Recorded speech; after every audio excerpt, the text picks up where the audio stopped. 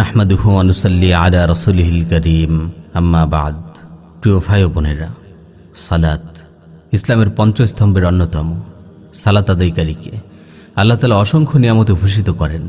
ঈমানের পর সালাত অন্যতম শ্রেষ্ঠ আমল। হযরত আব্দুল্লাহ বিন মাসউদ রাদিয়াল্লাহু তাআলা আনহু বলেন, একবার আমি রাসূল সাল্লাল্লাহু আলাইহি ওয়াসাল্লামকে জিজ্ঞেস করি, কোন আমলটি সর্বশ্রেষ্ঠ? তিনি বলেন, আস-সালাতু লিওয়াক্তিহা, ওয়াক্ত মতো নামাজ পড়া। সালাত বান্দার গুনাহগুলোকে মিটিয়ে দেয়। সাহিহ মুসলিমে বর্ণিত এক হাদিস এসেছে, রাসূল সাল্লাল্লাহু আলাইহি ওয়াসাল্লাম বলেন, লা ইয়াতাওয়াদ্দাউ রাজুলুম মুসলিমুন ফায়ুহসিনুল উযুআ ফায়ুসাল্লি সালাতান ইল্লা গাফারাল্লাহু লাহু মা বাইনাহু ওয়া বাইনা সালাতিল্লাতী তালিহা।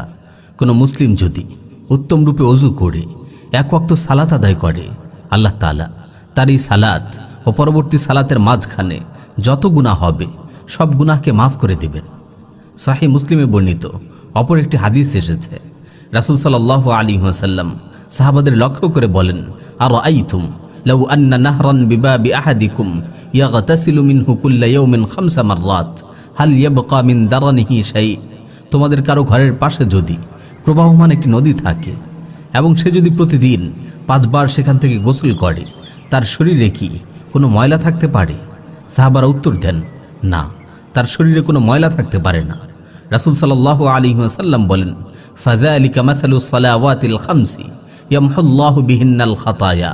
5 বার গোসলে যেমন শরীরের সব ময়লা দূর হয়ে যায়, তেমনি ভাবে 5 ওয়াক্ত নামাজের দ্বারা আল্লাহ তাআলা সব গুনাহকে মুছে দেন।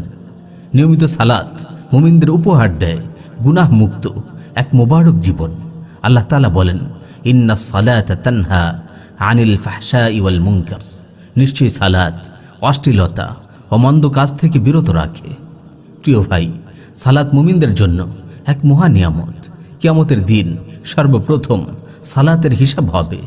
সুনানে তিরমিজিতে সহিহ সনদে বর্ণিত হয়েছে, রাসূল সাল্লাল্লাহু আলাইহি ওয়াসাল্লাম ইরশাদ করেন, ইন্না আউওয়ালা মা ইউহাসাবু বিহিল আবদু ইয়াউমাল কিয়ামাতি মিন আমালিহি সালাতু ফাইন সালুহাত ফাকাদ আফলাহা ওয়া আনজাহা ওয়া ইন ফাসাদাত ফাকাদ খাবা ওয়া খাসিরা। কিয়ামতের দিন সর্বপ্রথম নামাজের হিসাব হবে।